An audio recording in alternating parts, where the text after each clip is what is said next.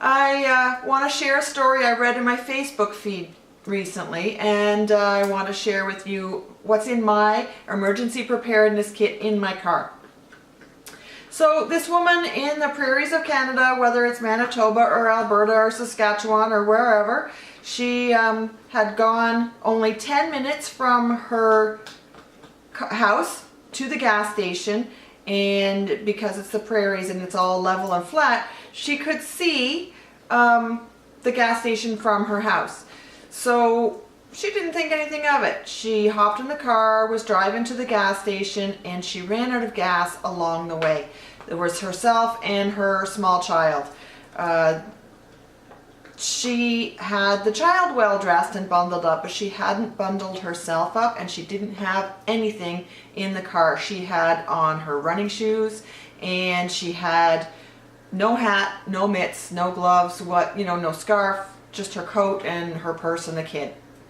So she grabbed her gas can and she grabbed her child, and they walked less than 10 minutes from where the car ran out of gas to the gas station. She filled up the gas can and walked back to the car holding her child's hand and holding the gas can with no gloves on. Before she got back to her car, she had frostbite on her fingers.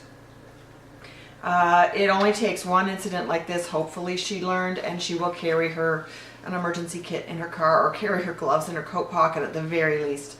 So today I'm going to go over what I carry in my emergency kit in the trunk of my car, and I'll show you what I've got. And I hope that someone learns something from this and takes advantage of having this stuff in the car. Mine goes in the car as soon as the kayak is put away and the kayak gear comes out of the trunk.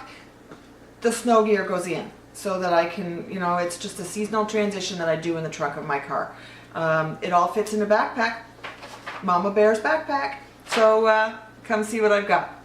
So here's the rundown of what I've got in the trunk of my car.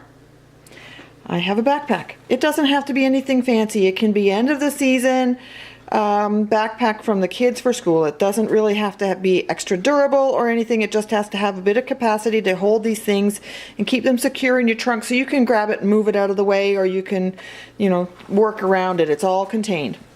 So the backpack, and I have for adult size and child size mitts and gloves. I have a scarf that is long enough that it can be wrapped around your head and used as a scarf, or it can be used loose. Being convertible is really valuable.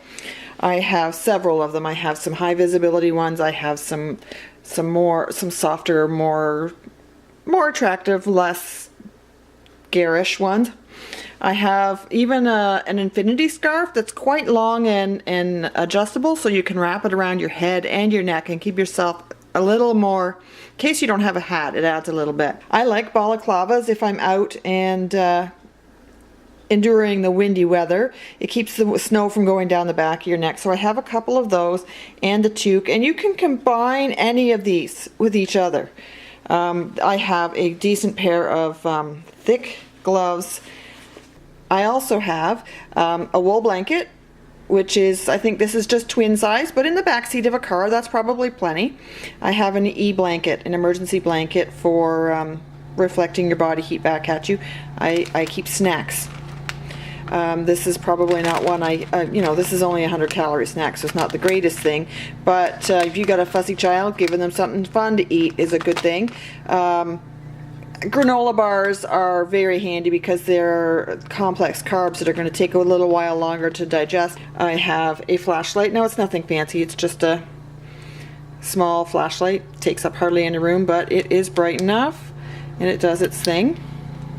I have a lighter and unscented tea light candles and a stable container for them to sit in. This is temperature resistant. This is just a mason jar. I prefer the unscented because in a small car, the small space of your vehicle, the scented ones can give you a headache and become overwhelming just in themselves, so unscented is better. And then I've gone full circle. Now, if there's anything else that you want, a toolkit, that should be in your car anyways. Booster cables, a cell phone charger, If your cell phone goes low and you need to contact somebody, then the cell phone charger is a good thing to have. And the roadside assistance number. So here's a quick recap of what you should have. A backpack to contain everything, or some kind of bag to contain everything. Hats and mitts and gloves for the number of passengers that can fit in your vehicle. My vehicle carries 5, I have 5. Blankets, emergency blankets, snacks, method of lighting, method of alternative lighting and alternative heating. Include some hot pods if you've got them. I don't have any right now. Electronic chargers for your cell phone, and if you've got a USB charged flashlight, that'd be awesome too. Your CAA contact information or your roadside assistance contact information, booster cables and toolkit that should be in your car all the time. So this is my everyday carry in the trunk of my car for roadside emergencies. This is for local. If you're going long distance, you might want to have a more involved kit, but this is good to minimal of what you should have.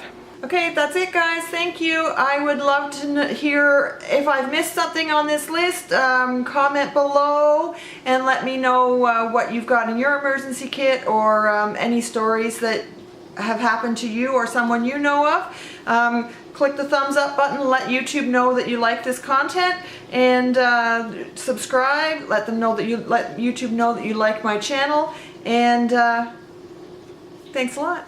Have a good afternoon. Mama Bear.